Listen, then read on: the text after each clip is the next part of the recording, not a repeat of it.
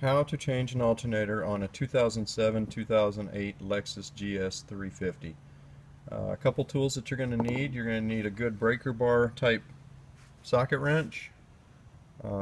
If you have just regular, that's going to be fine, but it's going to take some stress to unbreak those bolts. You're going to need two sizes of sockets. You're going to need 14 millimeter and 12 millimeter. You can get away with using a short. It would help if you had an extended, deep 12 millimeter, but you can get away with a short one just by barely putting it onto the head of the extension and using a piece of tape so that the stud will actually fit deep enough. Now the bracket that goes on the back of the alternator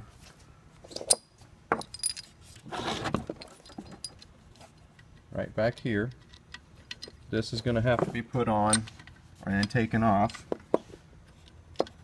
Sorry, I don't have anybody to do my videography for me today.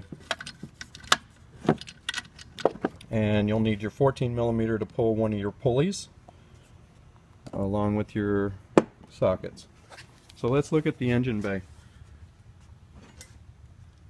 Down in this little hole underneath the cylinder head is where your alternator goes. The pulley on the left, right here, that's your tensioner pulley. If you put the 14 millimeter socket on it, let me get that for you. And I'm kind of going fast. I hate videos that last 20 minutes. So to get your serpentine belt off, you put your socket onto this, and just by pulling, you'll see it moves. So by pulling to the left, that tensioner pulley will go to the left and you can pull your serpentine belt off. Then you're also going to have to pull, there it is, the other pulley that goes right there. And again, this is a 14 millimeter.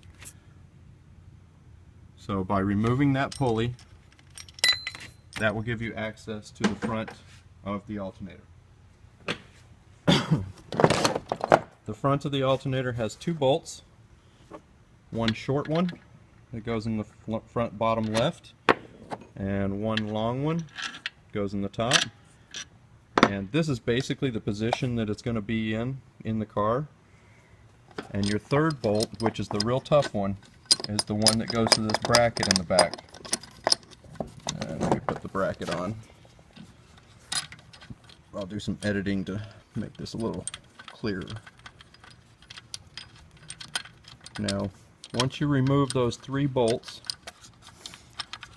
and I believe there's a top one that we'll get to in a second.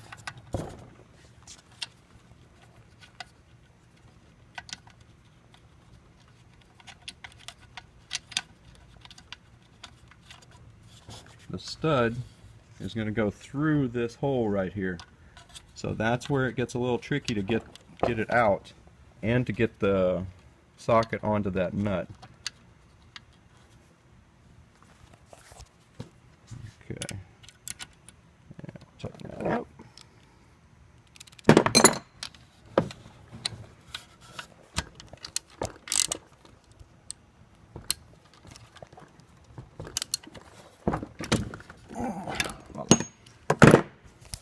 Okay.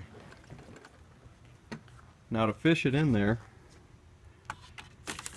again, you're just going to have to weave it through all the hoses and mazes. Now you'll see the only thing I had to move out of the way was the overflow box, and I took the cover off of the electronics and circuitry. You don't have to actually remove this whole thing, you just have to remove the cover of it, and it just opens it up to where you can see a little bit more.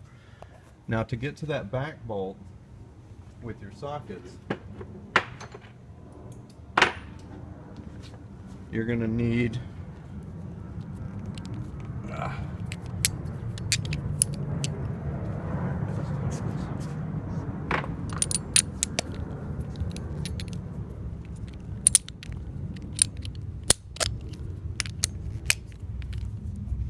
to use two extensions, the short ones, and again, as you can see from the tape, I've got the socket's head just on the edge because that's a deep stud back there, And so if you don't have a deep socket, which even if you have a deep socket, it usually doesn't work that good because you're limited on your distance you can move things around in. So you basically just shove it down in there, and you can't even see it. You'll have to feel for it. But there's a stud down there, and yeah, you can't even see what I'm doing down there. But there's a stud straight behind the manifold. It's just in the very front and underneath the exhaust manifold. And that's going to be the tricky part. You want to get your nut, which is this. Where is my nut? There it is. Which is that little nut. And you got to get it down onto the stud right there to start it. And it's about a 3/4 inch long stud that you're going to have to thread it onto, and then you have to feel your way around with the socket head to tighten it up. Once you tighten that up, you put your front bolt in, your bottom bolt in, hook up your ground wire, plug in your socket for your electronics and your return positive. There's a little bracket right here that you're clipping onto one of your hoses, which has some wires in it. There's also a little bolt that goes in the top right there, and that's, again, it's a secure bolt. It doesn't actually go into anything. It's not holding the alternator. I removed it because it was going to this bar that I thought was holding the alternator, but it doesn't. So actually, I take that back. You don't have to even touch that bolt. So there's only three: top one, bottom one, back one. Back one's a real toughie. And again, once you get all three off, to get the alternator out, it has to go this way, just about 3/4 inch to get it off that stud.